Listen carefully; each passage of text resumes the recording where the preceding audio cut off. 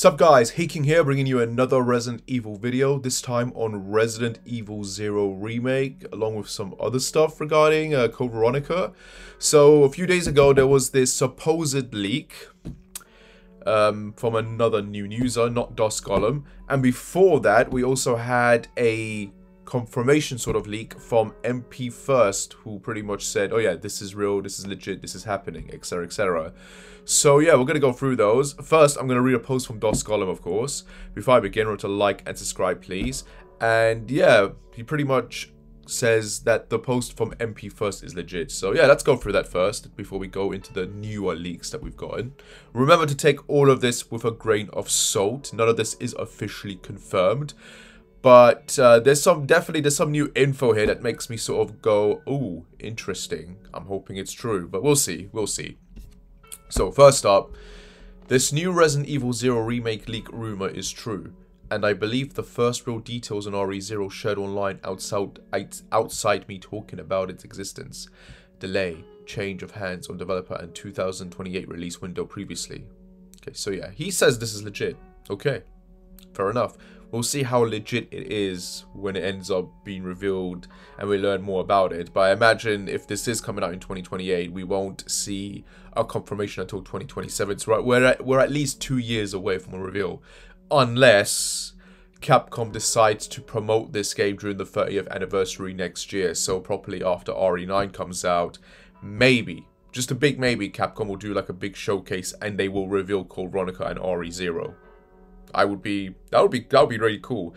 It's not the unusual thing to do that, to reveal a game in advance, like a good few years away, but because it is the 30th anniversary, maybe they might do that. Maybe. We'll see. So yeah, moving into the new stuff. This is like a breakdown of it on Reddit. I will go through the stuff that the actual news are posted on Twitter, but for now we'll read this version instead because it's a more better breakdown versus the legit one, which is a bit all over the place. So, Justice for M2 provides details regarding the remakes of RE0 and Code Veronica plus RE9 shift away from linear style progression. So, this is a rumor, and this is from Resident Evil News. Capcom hearing critiques regarding linear style RE progression plus adjusting this for Requiem. Capcom has heard loudly the critique directed towards RE3 plus RE Village linear style progression.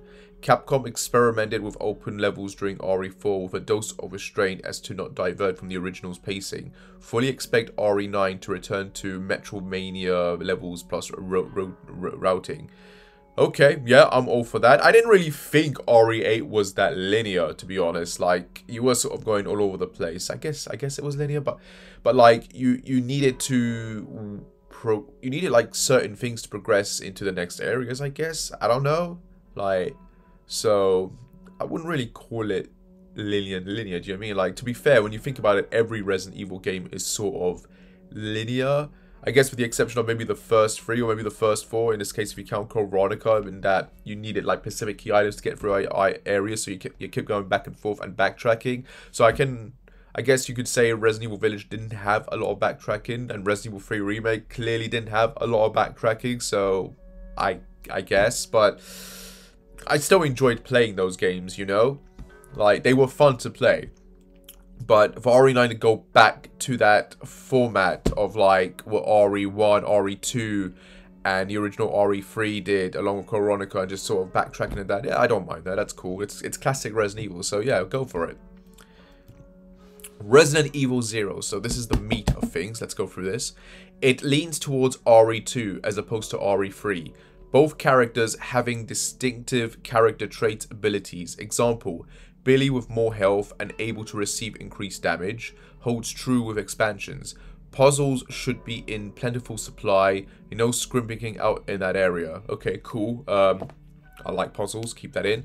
Billy's, now this next part is like, whoa, what's going on here? Like, this is a huge departure if this is true. Billy sacrifices himself at the end to save Rebecca to tie into the PTSD angle of RE1. Rebecca is controllable as soon as the helicopter touches down, followed by a short tutorial section in the forest. Rebecca wears a beret until the helicopter crashes and touches down.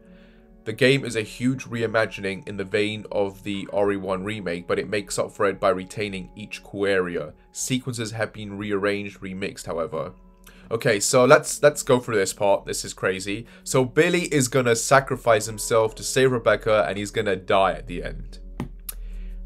I'm gonna say yes, do it. Why? Because Billy is a pointless character. People are gonna get mad and they're gonna be like, oh no, RE0 is one of the best. It is not one of the best games. Maybe as a game it's great, but as a narrative, as a piece of lore connected to Resident Evil, as a prequel, it is terrible. It is 100% terrible. RE0 should have been this dark prequel game that sets up the events of RE1 going forward, giving you some backstory that you didn't know before, and giving you this tragic ending that leads into the more of the tragedy that you get in RE1. Instead, the prequel, like, it's designed in such a way where you don't even have to play. This is another thing.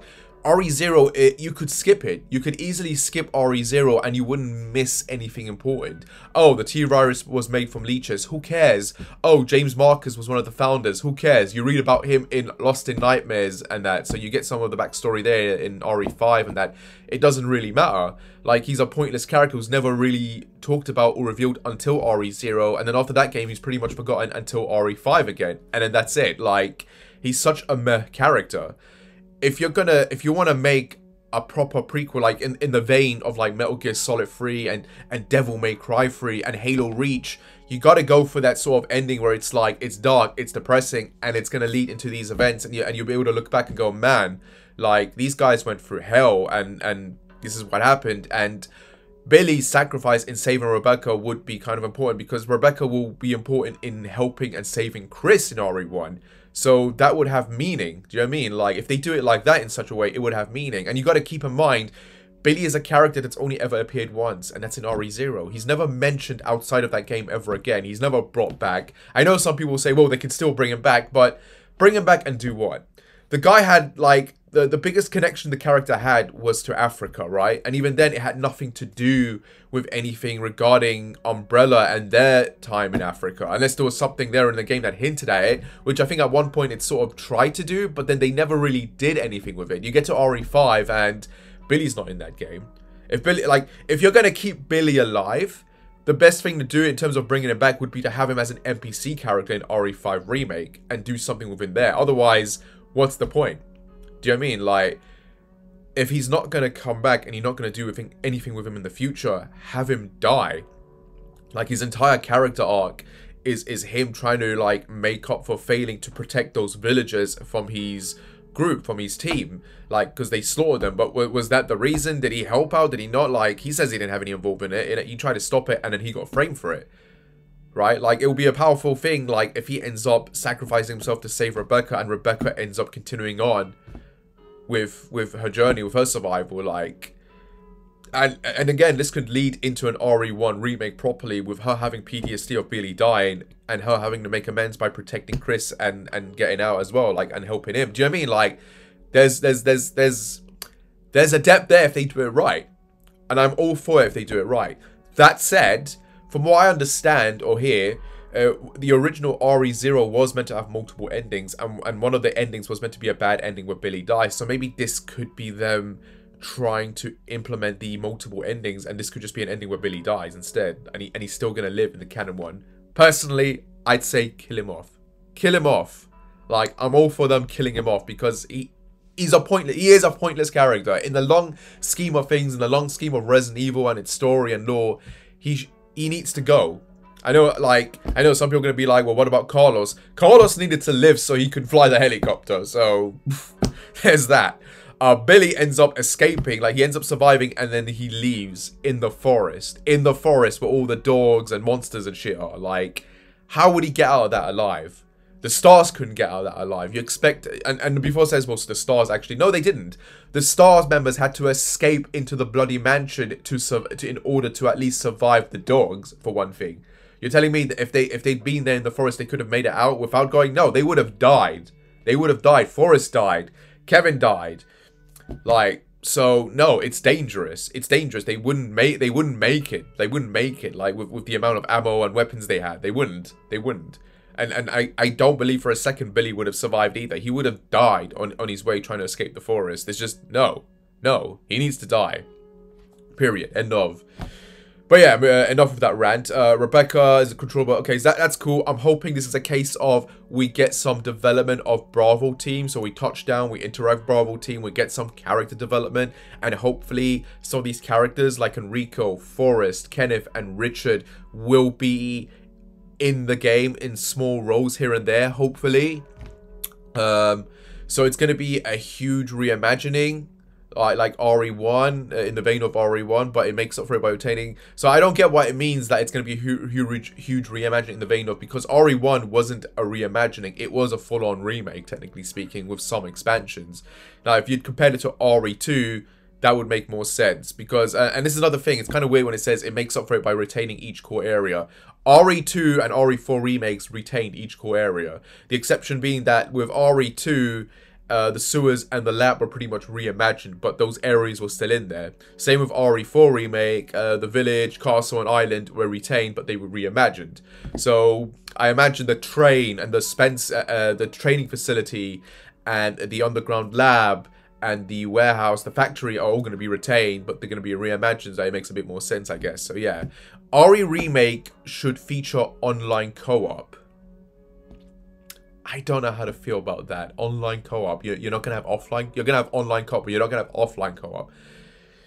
I don't like that. Like, if you're going to have co-op in it, then give me offline co-op as well. Pre-reboot, the game was strictly offline with an updated AI for a partner. This irritation could have offered offline co-op, but that's purely speculation. Post-reboot, co-op should be a part of the experience. As for single player, the partner swapping mechanic will be fine-tuned. Okay. I guess it makes sense. Like, it's a bit weird though, because you're saying that Rebecca's gonna touch down and we're gonna play as her, right? And then she's gonna meet Billy afterwards. So does that mean we're gonna play as another character in the beginning of this game, or the game's just sort of gonna skip all of this when you're playing online, and it's gonna, like, I don't know, just start from a certain point? That's a bit weird, isn't it? Which kind of makes me think this is kind of BS with the online co-op, because that doesn't make any sense. Like, she touches down, you're gonna play as a like, do you know what I mean, in the opening, like a short section in the forest, and then it's going to become co-op when she gets on the train and meets Billy. I don't know. It's a bit iffy there. You know, when you sort of read that, it's like, that doesn't make a lot of sense, unless you're skipping that part when you're playing the co-op mode. In response to someone saying they're worried an online co-op might turn the remake of RE0 into an RE5 style action fest, the development team will ensure it's a balanced system. Lack of resources will negate an RE5 style action romp. Yeah. Regarding the recent MP first leaks on Resident Evil 0, the leaked details from today kind of validates my earlier information. The game being a general retelling with creative liberty, new sections and rescuffling of plot and character moments. Okay, I'm hoping a lot of the retelling and expanded stuff they add in is to do with Bravo team. Like, I really hope that's the case, and I also hope it's a case of them taking James Marcus and improving him as a villain, because his design sucks. He's pretty much Alexia 2.0 with the leeches instead of ants. I'm hoping they do more with his character. I hope they add a bit more depth to his character, like, because he's the only villain in the game. This isn't like Resident Evil 4 and Village and Resident Evil 5 and 6 where you have like multiple villains. He is the only villain in the game, unless you count Wesker and Birkin, but they're sort of more in the background. You never really meet them, you don't encounter them, you don't fight them. Like, Marcus is the big mastermind behind everything, so I'm hoping they take the time to add more depth to his character and that we get more scenes with him, we get more interactions, possibly somehow do something more with him. Don't just have him sit there watching everything through a camera. Like, do more with his character. Like, add depth there, do you know what I mean? Add character development instead of just like us reading bloody files. Let's get more with him, do you know what I mean? When asked about Resident Evil Code Veronica's internally slated release date, between March, April 2027. So that's, wow, that's pretty interesting. So we got a potential date for Code Veronica, which is March and April. Yeah, I can believe this. I can believe this, especially if it's going to be a big game in the same vein as maybe RE4, but with Claire. So, and Chris obviously as well. So yeah, I could see it coming out around then. I could. Yeah. Because if you believe Dusk and everything's going smoothly, then yeah, it should be a game that should be coming out very soon. So I could see this easily being announced in June, July next year after RE9's come out. and we get that reveal, we get that trailer reveal, and we get the release date, and then boom. So, and the same thing happens again with RE0. Like, I imagine a reveal in June, July. It really depends, unless they want to go for the whole, what is it, RE3 marketing again, where they reveal it late, and then it comes out like 3 or 4 months after. So, that would be kind of surprising. They wait until like the end of next year to reveal Code Veronica. Or maybe they'll do that with RE0. So, it's going to be very interesting to see how they do this. When asked if Code Veronica Remake will lean more towards the remakes of RE3 and RE4 in terms of action, there's a lot of weapons available. As for action-heavy set pieces, yes, but the pacing, survival horror, not action horror, backtracking, and emphasis on exploration, puzzle solving is what sets RE0 plus Code Veronica and RE0 apart from RE3 plus RE4. Okay, yeah, because they're more traditional survival horror games. They're more in the classic vein of Resident Evil. So RE3 and RE4 Remake are sort of like the action versions of these games. They're not in the same vein as RE2 Remake. So I could see Code Veronica and RE0 being more on the RE2 Remake sort of style of gameplay and that.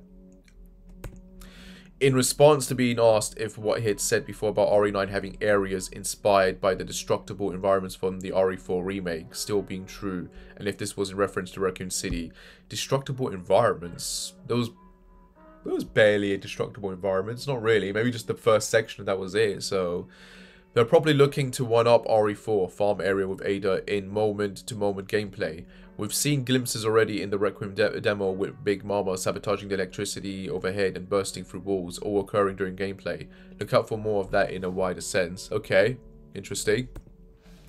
Regarding the remake of RE3 and the fanbase's anger towards M2 Inc. So I think I've heard this before, but this is very interesting.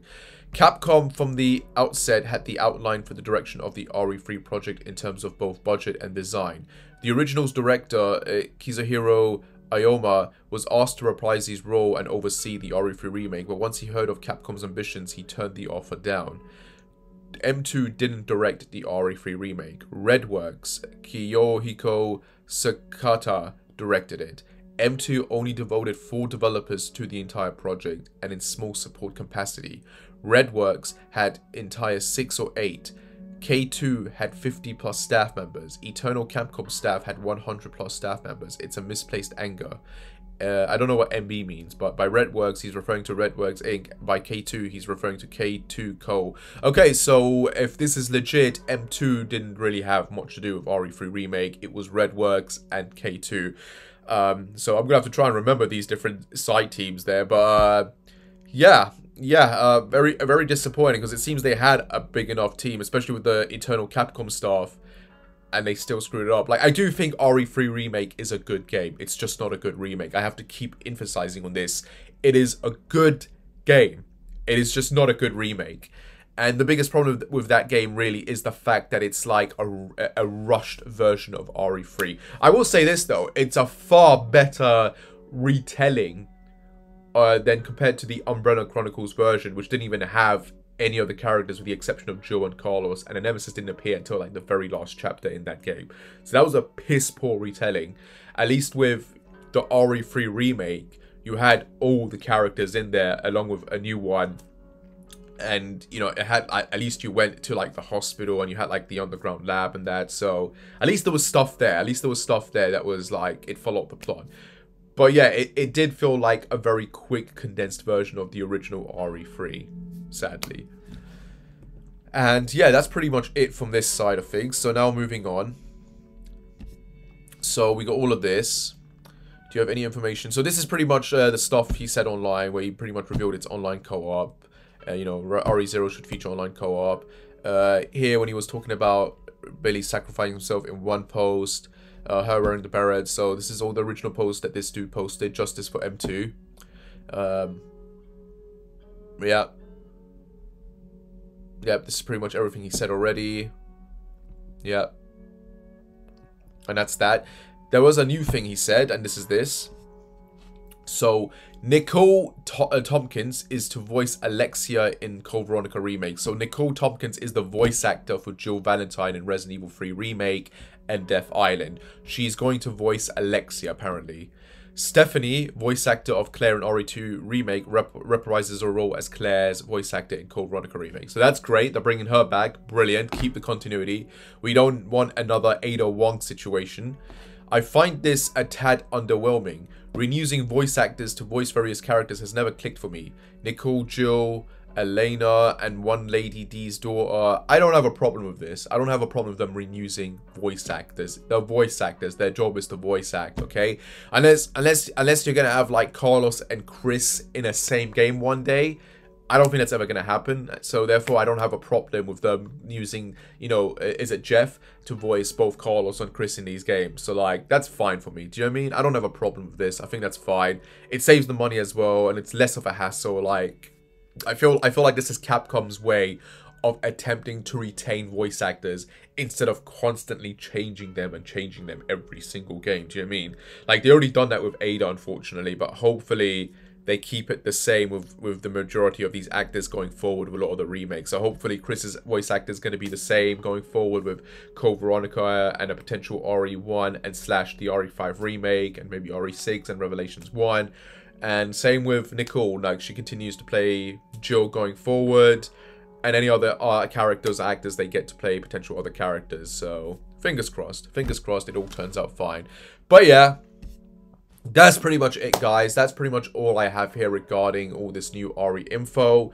It is the 27th of October currently, so we are basically 3 days away from RE9 pre-orders going live.